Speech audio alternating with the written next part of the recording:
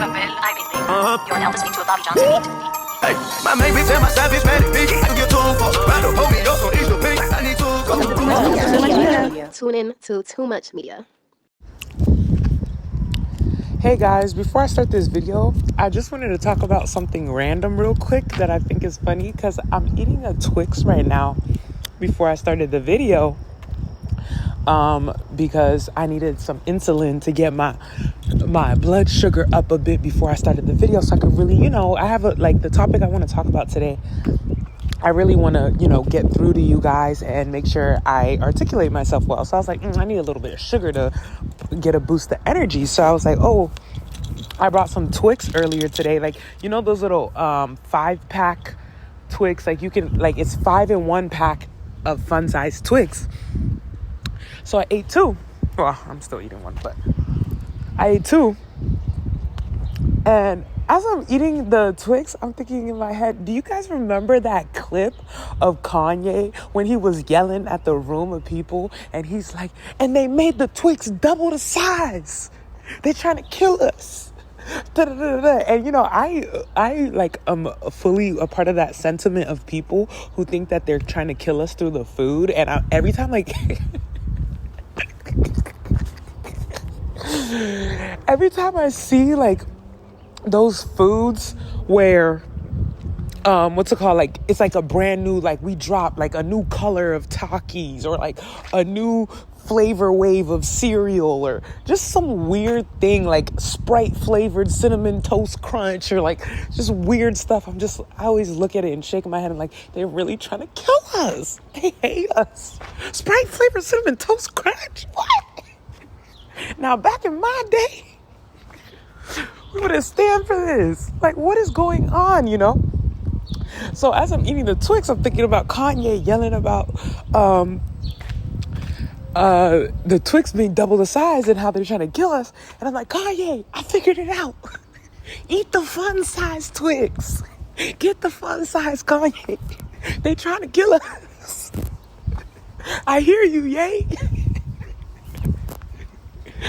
Bro, that just made me chuckle because I was just like, I figured it out. I got the solution for everybody. Stop eating the full size Snickers, Twix, Hershey's, whatever it is, whatever the pack size is, get the fun size version so you can eat the whole pack and not feel insane. You know what I'm trying to say? I was like, I think I cracked the code to eating candy. Because one thing about me,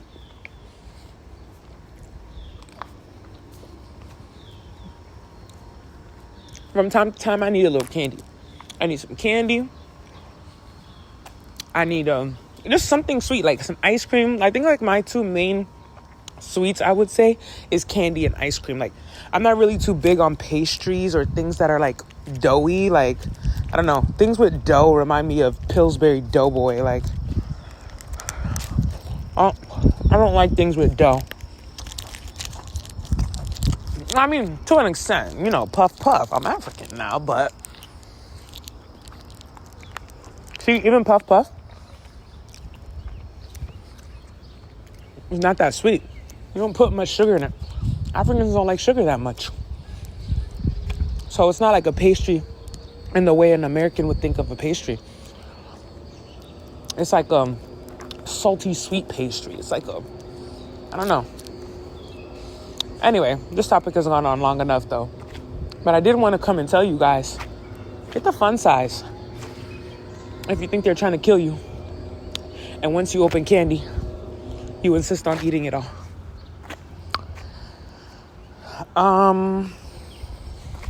But going on into today's topic, today,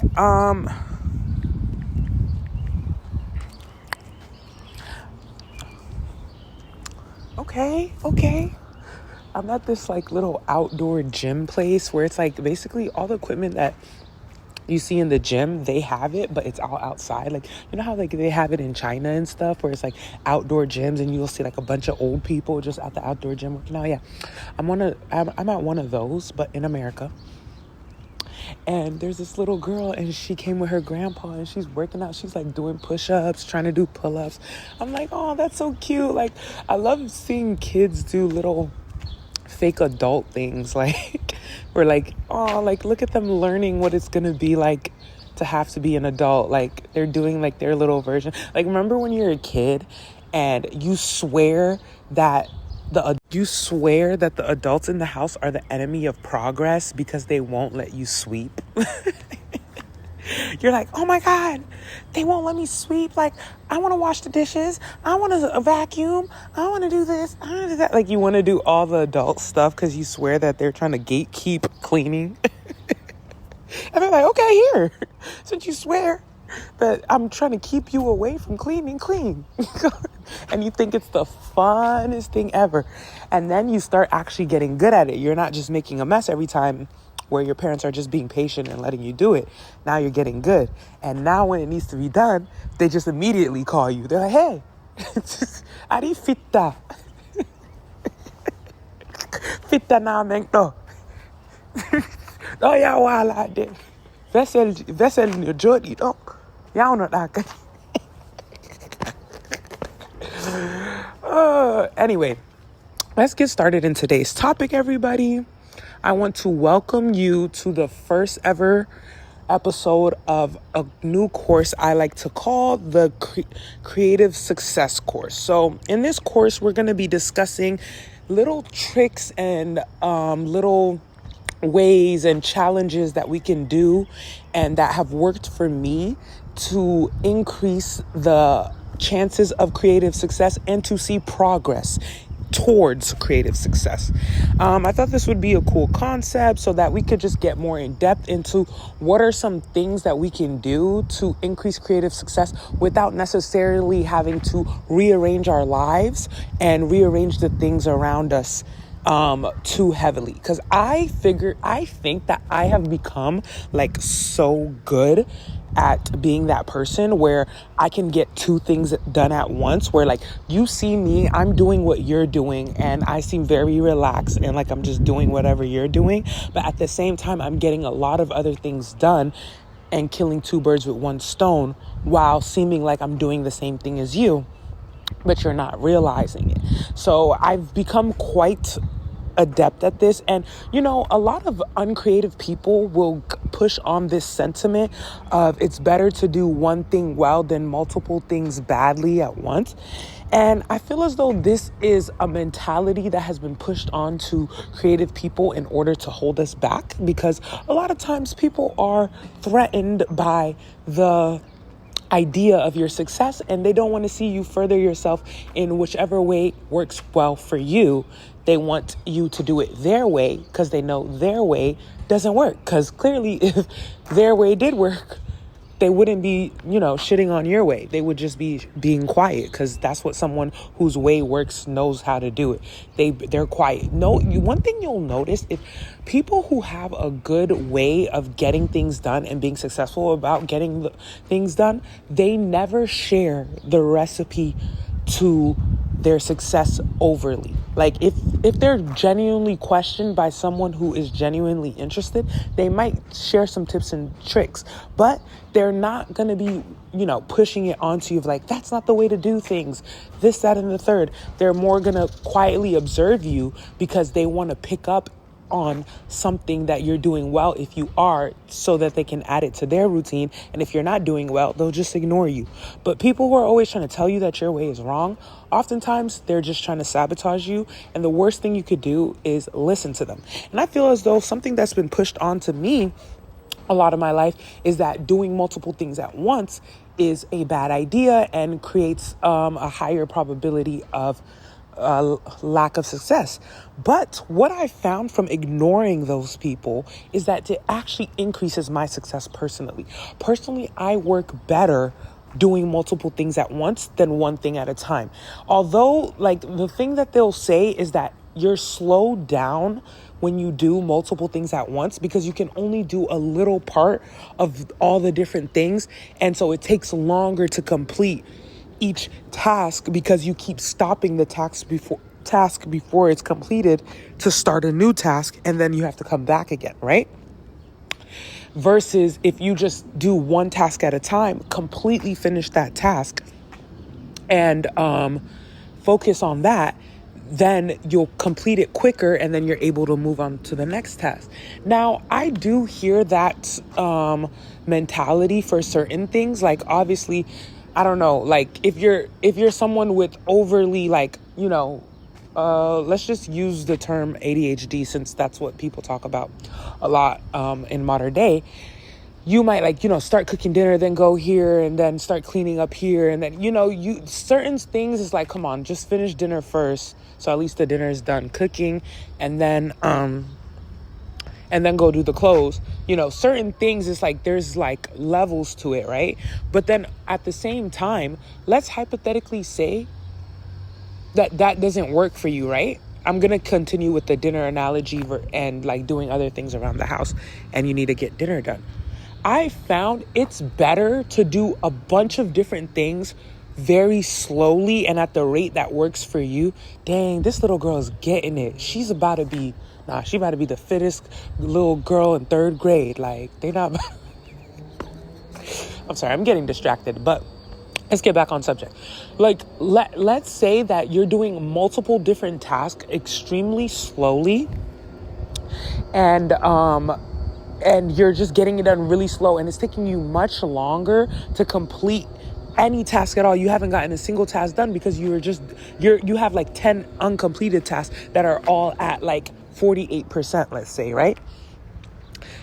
I find the mentality of, it's easy to tell me that, hey, completing one task completely before moving on to the next is a quicker way to get it done. But what if me having to focus on only one task creates such dis-ease in me that I end up not even completing that only one task that I have to get done? Like, would you rather a bunch of tasks that are not moving forward at all? Like, none of them are moving forward. We're stuck on one task that is, how like when you're trying to download a super big, large amount of gigabyte document or film or something like that, you're trying to download it and it's only one video, but it's taking so long, like it's stuck, like it shows you the percentage and it's at like 32%, and then you leave for like 30 minutes, 45 minutes, and it's still at 32% because there's so many gigabytes that like the computer kind of just like bugs and like stays at a certain percent for a super long time because it can't move forward. Yeah, like what if that's how my mind works when I only can complete one task at a time? I have to go, like I get stuck at a certain percent and it just stays there for like time, where now you're questioning, okay, you're only doing one task and it's taking you this long to finish one task. But if I were to cut up all these gigabytes, like let's say now I were to take that video and each gigabyte break it down, right? And you're trying to download them all at once. A lot of times you'll see all of the videos slowly moving forward. So one video's at 19%, another one's getting up to 30%, and then one finishes, so that helps the other ones go a bit quicker. Then that another one finishes, now it's going a little quicker. And each time another video finishes downloading, the rest of the videos are able to download quicker because another video has been removed. That is a really good analogy that I just used. I'm so happy with myself for that. I'm gonna give myself a little pat on the back. But anyway, yeah, so it's like, that's what if you can hear what I'm saying with this point, is to say that it's easy to tell me that your way of doing one task at a time is going to actually be what moves me forward. But if I don't move forward at all because I get stuck on one task, versus if you were to allow me to do 4 or 5 tasks, I would keep moving forward, maybe at a slower rate than doing it one at a time, but I'm still moving forward. Then isn't that better than just doing one task? And this is why I preach so heavily to try your best not to listen to people's so-called advice overly when you're trying to figure out what works best for you. Because at the end of the day, someone else's way is not always going to be your way. I find that in my life, I prefer having multiple different tasks going on at once that I'm slowly inching forward to.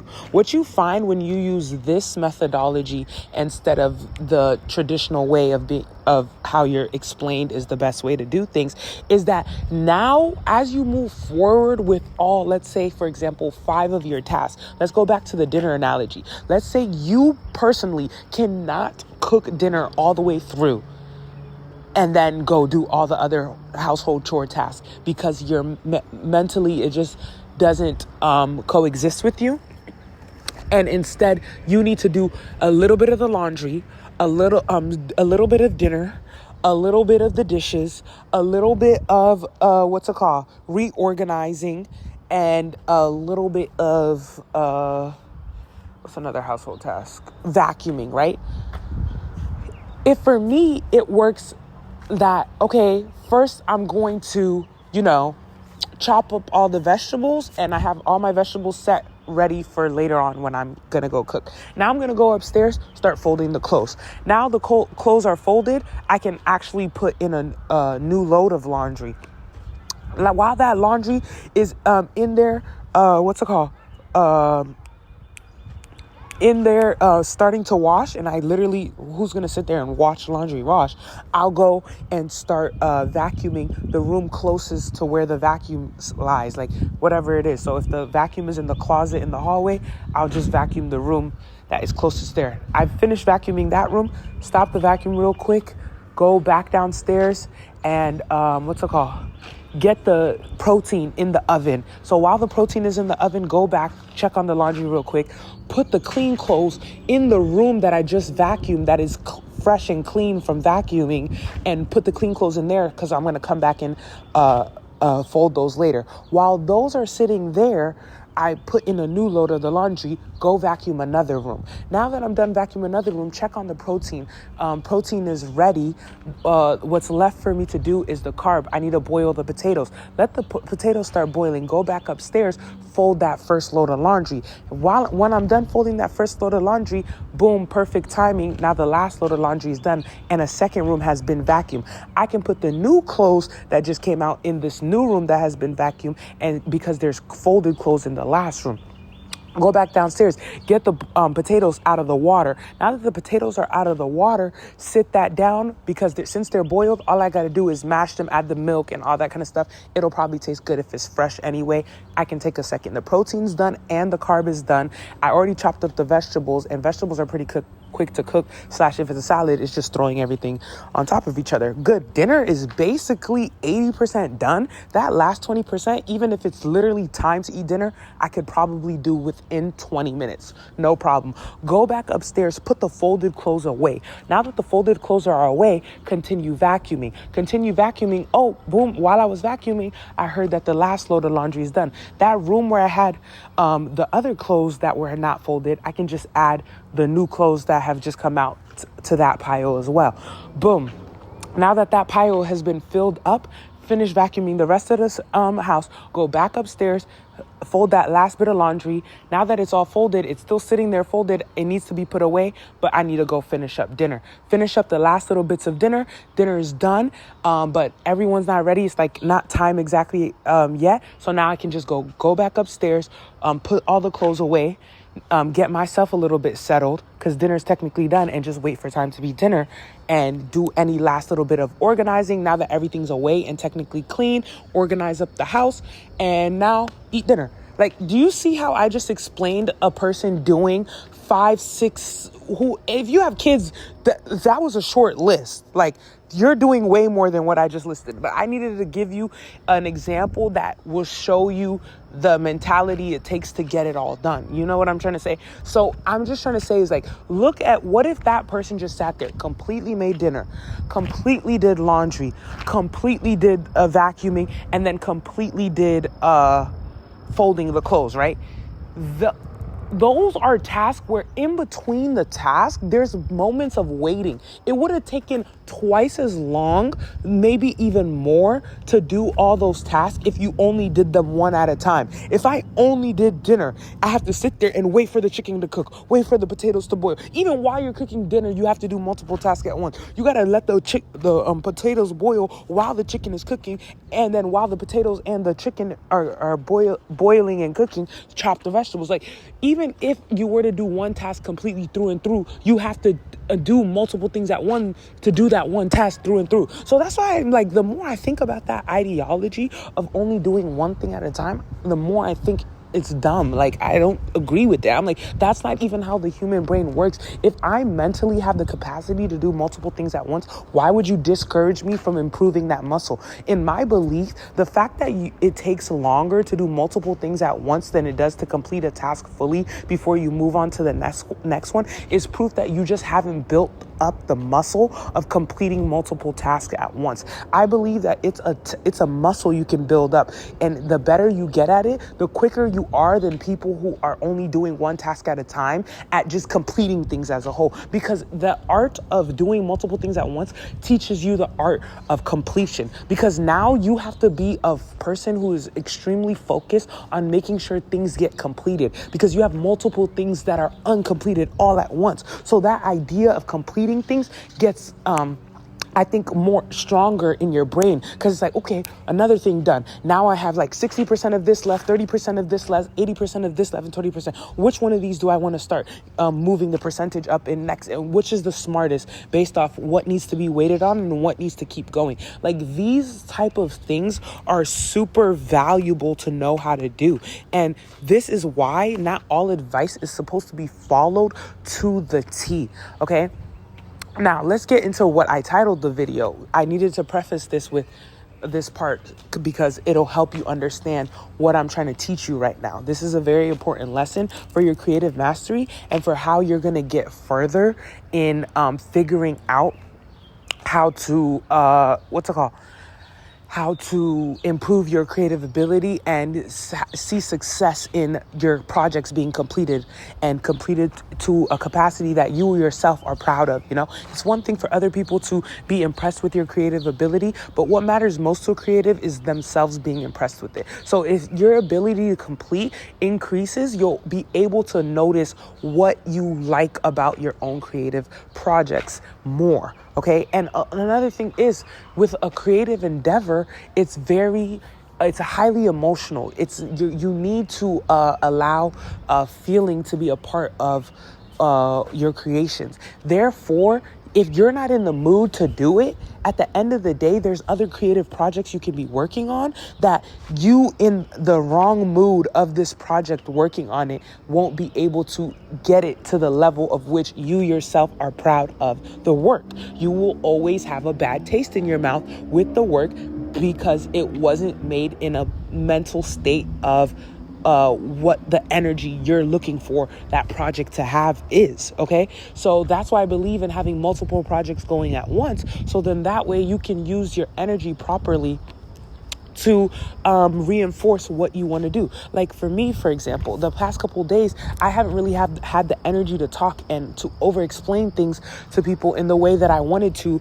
For example, today, of like explaining to you guys how to increase your creative success course, like even thinking of that, a creative success for the past couple of days, because my personal life has been so hectic, I haven't had the correct mentality to focus the way I wanted to focus on explaining this, like on really letting my brain have a full energy towards this topic. I knew that like it would be clouded by worries that I'm having based off my personal life and anxieties that I'm holding on to. So I held off, but that doesn't mean that I didn't do anything else. I have other creative outlets that I use that help push me forward, that I know, okay, well, you haven't given up on the act of creativity as a whole, because you're still doing these other things, even though I don't like not recording every single day. Preferably it's an every single day thing, but in this moment I couldn't. So having other creative outlets allows me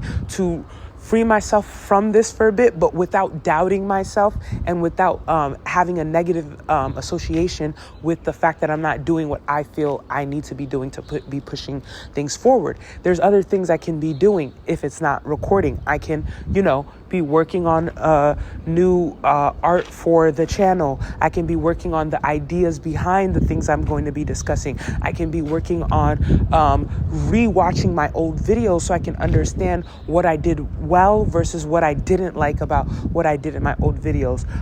Watching other people's videos. I constantly am always watching other creative people's videos so I can get a good understanding of what I appreciate about what they do in their videos versus what I don't appreciate. And a lot of times, honestly, what I don't appreciate teaches me more than what I do appreciate, because not everything you appreciate in another creative's work is going to be something you take on, because sometimes it's just a them thing. It's like, ooh, they do that really well, and that's just their style, that's just their way, and it fits them. But I know if I tried and I added that, it wouldn't fit what my goals are in my creativity. It's not the same thing. Like, our goals are not always the exact same, so it's not always the fact that you appreciate something in someone else's work mean that you're going to take it on. But a lot of times when I see something I don't appreciate, I can very much take on that note of make sure you don't do that, because you yourself don't enjoy seeing that or witnessing that. Such as, for example, long intros. I don't like intros where they're talking for super long about, subscribing or like ads or like just something boring where it's like, that's not why we came here today. Like, I don't like those. So I try to take that into account, for example. And there's many other things, but to each its own, right? Okay, so this is what I'm saying. A lot of times, one of the main things that I have found works best for me with completing my creative task is that subconscious level of getting things completed without actually doing anything. So do you see how I just associated me watching videos to me being able to improve my own videos? It's like now I can just do something I enjoy, such as watching videos online, and have a subconscious undertone of make sure you're taking on what you don't like and what you do like, so you can add or take out those things from your own work. I've subconsciously told my brain that, hey, every time you're watching a video, pay attention to these things, so then that way you can take it on into your own videos. That's what I'm trying to teach you guys today in this creative success course. This is going to be the biggest difference between you and a regular day-to-day human being. This is going to be the difference between you and reaching your goals versus seeing all of them fumble at once. So a lot of times people are maybe questionable of how I'm able to get things done and make it seem a bit effortless, but it's because I allow I make space for effortlessness. That doesn't mean it is effortless. It just means that I create a space within my person to allow effortlessness, because that's something important to me. I don't like overextending myself. I don't like over exaggeration in trying to get what I'm trying to get my point across. I don't like overextending myself. I don't like trying to do too much. I like to let things simmer and let things wait in order to get to my results. And because I find that when your results are made in that way, it's also not only effortless, but instantaneous, where your results are immediate instead of having to have a wait process of seeing your results come to fruition. So now, how did I create space of effortlessness within this of improving my YouTube channel? Is that I associate two things that maybe don't correlate to an average brain, but I find correlation in my own brain in order to allow my subconscious to work on things without me having to actively work on it myself. There's not enough hours in the day for me to work on things to the level I want to. So if I don't find subconscious ways to have my brain working on problems without me actively being a part of the process, I'll never get everything done at once. So I, for example, will tell my brain subconsciously, focus on my fitness for me, please. Let me know what things I need to do to increase my fitness and what things I need to stop. Be attentive to what I'm doing and focusing on to get me closer to my fitness goals, right? So here's some of the things I find that help your subconscious figure out how to get things done without you having to consciously be a part of the process. First things first is writing things down. Now, I know it's become quite popular to encourage and say that manifesting, if you just write it down, it's going to happen, and this, that, and the third. And I do believe that, spiritually, there might be some truth to that on the spiritual aspect of things. I'm not sure, like, spirituality kind of confuses me a little bit, but I also completely understand. But sometimes it gets complicated in trying to get your point across spiritually to other people. So that, I think that's the part that I have difficulty in, of like explaining spiritual things, spiritual concepts to people. I'm not very good at that, but I am good at explaining logical concepts to people and like just formatting things with a critical thought process and critical thinking. So that is more of my method of explaining things, but I do have a good understanding of spirituality and what those things mean in the spiritual sense. But I'm not discussing that today because I want you guys to understand it in a very critical way so that you can see how to apply it best. And I do also believe a lot of spiritual concepts are able to be transferred into a logical way, that it doesn't always have to be thought of in a spiritual concept. And it's important to know both. You need to be versatile if you're going to be spiritual, bro. Like, spiritual, but all you care about is the spirit, is kind of like, come on now, you can't just manifest your way to everything. We have to have some systems going that allows your spirituality to increase its, durability, okay? So first things first, like I said, writing things down. What happens to your subconscious when you write things down? And I think both work for me. I write things down physically with pen and paper a lot, but it's because I enjoy the movement, like my hand movements of, like, I'm someone who likes when my hands are busy. So anytime I'm doing something, usually I'm doing a second thing with my hands. Like, I was the type of child who always watched TV and played a game on my phone, watch TV and text, watch TV and like, I have to do two at once. Like, I can't only do one thing. My brain very much malfunctions when it's moving too slow. So the same way that people whose brains move very slow complain to us whose brain move quicker that, hey, you're supposed to do one thing at a time because that way you can focus better and you'll get it done at a better rate and this, that, and the third. Yeah, like it boggles you and bothers you to watch us do multiple things at once, but it boggles me and bothers me to do one thing at a time. You're just moving slower than me. I'm quicker than you. I can't do one thing at a time. It hurts my brain. I have to do multiple things. Like, I'm the type to do my math homework and my English homework at once, both, like, and find no problem with that, finish it quicker if anything. So it's like, that's just how I work. And that's important for you guys to take on when you're figuring out how to code your subconscious, is that you're going to need to know how you work a lot. So that way you don't accidentally encode something in your subconscious that works against you. So paying attention to things that your subconscious is doing that are not working towards in your favor, and so that you can recode it, is going to be very important as well. That's why a lot of times people see me getting things done and they think that it's effortless. I've made it look effortless because I've told my subconscious to get it done, so I don't have to actually do the work.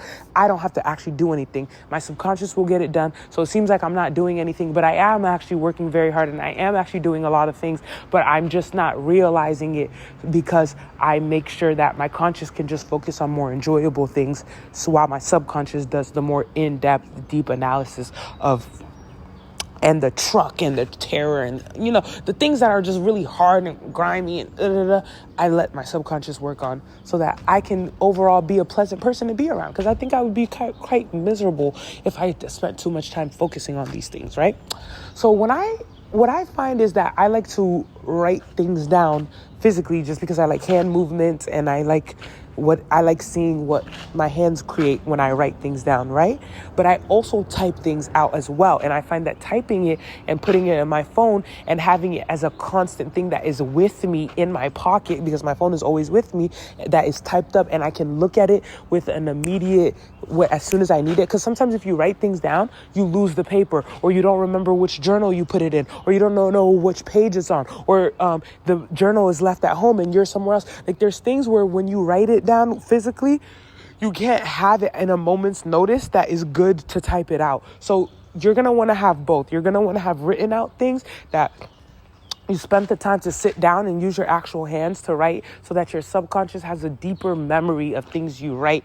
Like, I wouldn't say deeper memory where it's like easier for you to remember it, but I feel like it's a deeper memory of when your subconscious sees it again, it feels more attached to it than it does to the phone. That's what I believe it is. I believe that it's because I'll write things down like on pen and paper, and it's not like I remember it better, because I know they used to say that like when you're in school of like, oh, you remember things better when you write it. And I do find that to be true in a sense. But the bigger thing that I find when I'm talking about, because today we're talking about completing goals, right? When I'm talking about writing down a list of goals with pen and paper, the deeper thing that I find is that the next time I see what I wrote, like let's say 8 months, 10 months down the line, and I can see it with my own eyes that I wrote that 10 months ago, my subconscious gets a deep surge of joy and pride of not only the person who has developed since this was written,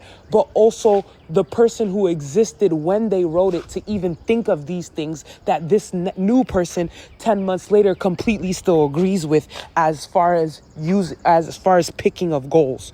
Do you see? So it's like, it's more of an emotional surge that I feel you get when you write things down versus typing it. I do still get that emotional surge towards goals that I type in my phone, but it's not as deep. It's not as low inside my soul. It's higher up, but it's still there too. It's the same feeling. But the nice part is that as soon as I need it, I can look at it. I can see it. I can remember. I don't need to wonder where it is or because you can even search in your notes. So I can just be like, goals list from and it'll pop up, right? And I feel as though this teaches your subconscious to get those goals done in the way of, even if you don't consciously remember what you wrote on those goals lists, both on the pen and paper and the typed up one, your subconscious remembers the goals and pushes you in your day-to-day life to go towards those goals rather than go against them, whether you're realizing it or not. The thing about making goals lists like that is every single time I do it, and I go back months later, I don't write goals with the thought process of sitting there and staring at them every day, like having a list of goals that I tape right in front of my door and I look at it every single day so I can remember it. Not to say that's bad. I feel like that's a good idea. If you think something like that would work for you, of writing a list of goals and taping it to your door or something where you have to look at it every day, looking at things every day is very helpful. And that's a great subconscious way to teach yourself to go towards your goal, where because you looked at it right before you left the door, your subconscious will be working all day to make sure that you do what is on that door. So I've done that in other ways on my door. Like I'll maybe do if I have challenges, let's get to that. Let's continue. But so it's like what I do when I do list of goals is I'll write them all down, type them all up, whatever, and then I'm done. It was in that moment that I needed to just understand, what is it? If I asked you right now, what are your goals? I need to know what it is. So now that I've made that subconscious understanding that I know what I want, my subconscious does the rest of the work. I find that when I do that and I leave it, and I usually will put a date that I want to get it done by. I'll say before this time period, or usually what I do is for a trip. Like I know I'm going on a trip this certain time. I'll say before this trip, have all these things done. And every time I go back to the goals list before the trip, or maybe 3 months later, 4 months later, whatever amount of time later, I'm like, oh my God, that goal right there is 30% done. That goal is done. That goal's 80% done. This one's 15%, but I can see myself finishing before the time ends. This one's 12%. This one's... See how my point earlier about getting multiple things done at once is coming back again. It's to tell you, it's like, if you make these lists and you allow them all to be worked on at once without your input and without your self-sabotage, because I do feel as though that is a common human trait where it's like we self-sabotage sometimes when we're actively knowing what we're supposed to do. So a lot of times letting your subconscious work on it, where your actual conscious can't sabotage you because it doesn't know what you're trying to go towards. It's not actively remembering that, hey, this girl, as in yourself, is trying to go towards that. Let me sabotage her. It's like, oh, yeah, I remember she was trying to do that thing, but she clearly isn't trying to do it right at this moment. So I don't need to sabotage her. What do I want to do? But the conscious doesn't know. Subconscious is pushing you towards here of what it wants to do because you forgot that it still wants it. You're not the one chasing it. Subconscious is chasing it. So you don't need to sabotage anything because you're not working on anything. But subconscious is working on something. So it's pushing you, consciousness, to work towards it. And do you see what I'm saying? Self-sabotage, using your subconscious to get things done can decrease the likelihood of self-sabotage because you are automatically getting things done without having to be the version of yourself who's completely done that consciousness is always looking for. Your consciousness, when it looks at yourself, it's judging who you are today. Your subconscious is able to see past, present, and future all at once. So if you let your subconscious work on things where it's able to understand the nuance of, yes, I'm not this person today, but I'm working towards being that person, versus your consciousness is just constantly judging the version of you that is in front of it, the consciousness will judge the person in front of you today and say, you're not that person. I'm not doing that. Whereas your subconscious will be like, I know you're that person later. So this is what that person later is going to be acting like. This is what I need you to do today in order to get closer to her. So let's do that. Like, it's a different type of mentality that these parts of your brain have that you need to figure out how to decode and secretly manipulate. That's why a lot of times people ask me, how do you do this? How do you do that? And I don't really have an answer or know how to properly explain it to them because I'm playing mental gymnastics with myself all day long. I'm subconsciously working towards everything I want at all times, never stopping. Literally, while you're asking me, how are you doing this? I'm currently working on it. So I don't have an answer because I'm still in the process right now. But you see me in front of you just sitting around, talking, eating, Subconscious is doing the work. I can chill. I can do what I want. And that like laissez-faire mentality that your consciousness gets to have allows you to increase the likelihood of success because the energy around what you're working on is positive instead of negative. When you have a negative association towards your work, the likelihood of you getting it done decreases. So when you're having a positive association because your consciousness doesn't have to do any work and it just feels like it's cruising through life and that life is great because it doesn't have anything to do, then your consciousness will want to work on it because it'll be like, I don't have to, but I can, but and your subconscious is over there running, doing everything it can, getting everything done, doing all the grunt work, doing all the serious stuff. And you seem very peaceful to the outside world. It also allows people in the outside world to increase their likelihood of wanting to help you as well because you seem very carefree, you seem very happy, you seem very sure of yourself, you seem very stable. Therefore, they want to help you as well because they don't see the subconscious who's back there sweating and grinding and doing all these things. They're like, oh, wow, this person has it all together. This is great. I would love to help them. Whereas little do they see that subconscious is back there sweating, doing all this stuff and things like that. But they can't see it. So they don't pity you. They don't add like a decrease of respect towards you, that you they see you as someone valuable instead of seeing you as someone who's constantly working and grunting at things and seeming very miserable and seeming unhappy and this, that, and the third. Like it lets you be more carefree when you use your subconscious to get on the work. So number one is if you write things down. When you write things down, you have at least understanding of what you want. Now you know for sure that you know what you want. Because you'll tell yourself, I know what I want, but like you don't know that you know what you want. You're slyly thinking when you say you know what you want that I think I know what I want. But if you wrote it down, you're like, no, I know what I want because it's right here. It's written down. So now there's no negative polarity that is pulling against you of the idea that you don't know what you want. You do know what you want now at bare minimum. Even if nothing else is solved, this is one thing is solved, right? Now, let's get to another thing that you can do to subconsciously code your brain. Another thing you could do is, like I was saying, challenges. So what you do is when you're trying to get towards the goal, you create small challenges that your consciousness can complete and easily, easily succeed at, win at, whatever. Your conscious can easily get praised for. Let's say that.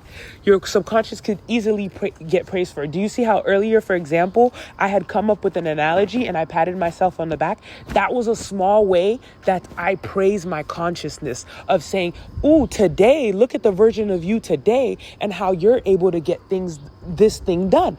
Good for you. You are worthy of praise for this completed challenge, right? Whereas because the consciousness is the one doing the real work, the big challenges, consciousness is quite shallow. Consciousness is quite, expecting of being the version that subconscious is knowing exists, right? So because consciousness is shallow, it needs constant praise. It needs constant proof of right in front of you that I am actually getting things done in order to not self-sabotage. And a great way to do this so that you can distract consciousness for subconscious to do the real work is to give consciousness challenges. Challenges, think of it as busy work.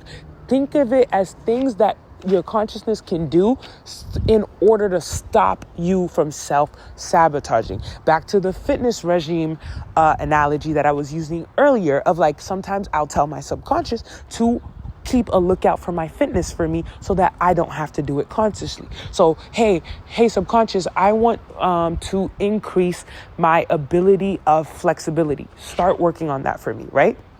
Now, consciousness, stop sabotaging subconscious from figuring out how to increase my flexibility. I have a challenge for you. I want you to be able to, like, if I'm already able to, like, almost get a split, complete the split, right? I usually will make it quite small. Like, it won't be too big. Like, if I'm almost like let's say I'm like 2 inches away from the ground of being able to do a split, I'll say, okay, now you're ready at this point to say you've completed the split. Let's say I'm not anywhere close to 2 inches from the ground and very close to a split. I know that, hey, giving consciousness the challenge of a split might be a little too heavy. So that can be subconsciousness is challenge goal of knowing, hey, we want to do a split, so that's why we want you to keep track of our flexibility so we can get to a split eventually. Then consciousness challenge would probably be at that point, hold a certain difficult pose for longer than 30 seconds. It's not a split completely pose, but it's a difficult pose that I can do maybe right now, only 10 seconds, hold it now for 30 seconds and increase that time as it gets completed. So while consciousness is just playing around, doing little challenges and stuff, subconscious could do the work of like, okay, I see you're increasing your time in the flexibility pose. In order to do a split, though, you're going to have to be able to move your legs in this way. So add this other pose to your thingy. I'm paying attention in your day-to-day life for anything I see that has to do with flexibility for you. So now I'm walking around, I'm in the store or something. Someone's handing out flyers for a yoga class. Subconscious. Here comes subconscious. Hey, you want to get flexible? A free yoga class would be a good way for you to get closer to flexibility and move more. Okay, that's good. Go to the free yoga class. Now you're walking around. Subconscious is still paying attention. Oh, look, this is a flexibility machine at 5 and below that helps stretch you out. You should buy that. It's not that expensive and it will help you, get more flexible. Buy that. Boom. That's bought. Oh, look, you met a new friend and you notice that she's super flexible. Maybe you should ask her. So this is subconscious talking. Ask her if she wants to do a day of flexibility training with you. So perfect. Now you have a new friend who's flexible. You have a yoga class that you figured out how to join, and you have a new flexibility machine that you can use on off days where you're not able to get as much done, and just use the machine to get things done. Like, do you see how your subconscious can constantly increase your ability to get you closer to things without you having to be so very aggressive towards what your goal is? It's quite laissez-faire. It's quite calm. It's quite casual. It's more, this person is doing the work of being attentive while I'm just doing what's right in front of me. Right in front of me right now is a flyer for a yoga class. I picked it up. That's consciousness is just doing the easy stuff. Okay, pick up a flyer. Okay, say hello to a friend. Okay, ask the friend for this advice. Okay, like, the consciousness is doing the literal most obvious thing that is right in front of it, while the subconscious understands exactly what's going towards it. These are two things that you could do to subconsciously train your brain. This obviously is a creative success course where I'm going to be coming back and giving you guys more tips and tricks of what you can do to increase your likelihood of success. I feel as though from this video, what I want you to take from this is that the ways that I subconsciously train myself to get tasks done is not going to be the same for every person. That is the main thing I want you to take from this. In order to train your subconscious to get all the grunt work done for you, you need to be very independently minded of knowing what works best for your subconscious and your conscious. In what ways does your consciousness try to sabotage you? And in what ways does your subconscious work very well, where you don't have to be on constant lookout for it of like, oh, I need you to do this, I need you to do that. It's stuff that you can kind of backwardsly work on. I do this with all types of things. Even if there's a question I have in my brain that I don't have the answer to, I will tell my subconscious, hey, can you work on figuring out the answer to that question? Literally within a couple of weeks, the answer will just come to me. And it didn't just come to me. My subconscious worked on it for weeks. But me, consciously, I left it alone. I was like, hey, I'll just literally ask you. I'll say, oh, this is what I want to know. Okay, boom, bye. And I'll leave it. And then I'll come back and I'll be like, did you ever figure that out? And be like, yep, this is the answer. So this is how it's basically having an AI in your brain. Think about how AI works. This is why this is something that you can learn from how AI works and how the computer systems work. AI will work on things for you while you do other things, so that way that it has that answer for you while you're completing the real task. AI is like a human embodiment.